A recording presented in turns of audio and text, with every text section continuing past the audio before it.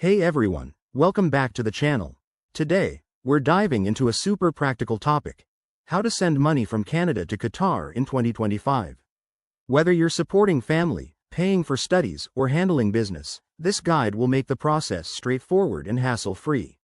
Let's get started. First off, in 2025, sending money internationally has become even easier with advanced digital tools and updated regulations.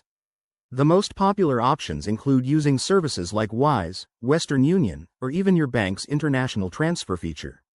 Wise is often a top choice because it offers competitive exchange rates and low fees. Think about saving up to 8 times compared to traditional banks. To get started, you'll need to download the Wise app or visit their website, sign up with your Canadian bank details, and enter the recipient's information in Qatar. If you prefer a more traditional route, your Canadian bank like RBC or TD can handle wire transfers, but be prepared for higher fees, around $20 to $50 CAD, and longer processing times, which could take 1 to 5 business days. Always check the current exchange rate, as the Canadian dollar to Qatari rial rate fluctuates. In 2025, you might see it around 2 Qatari rials and 75 dirhams per CAD, but use a reliable converter for the latest.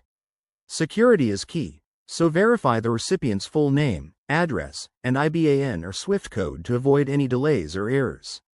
Also, look out for any new 2025 regulations, like enhanced KYC, Know Your Customer, requirements, which might ask for additional ID verification. Pro tip: compare fees across platforms. Wise or Revolut could save you money compared to banks. Once you've initiated the transfer, track it through the app or bank's portal. Most services now offer real-time updates, so you'll know when the funds arrive. Remember, for larger amounts, consider tax implications or limits set by Canadian authorities. Wrapping up, sending money from Canada to Qatar in 2025 is simple with the right tools.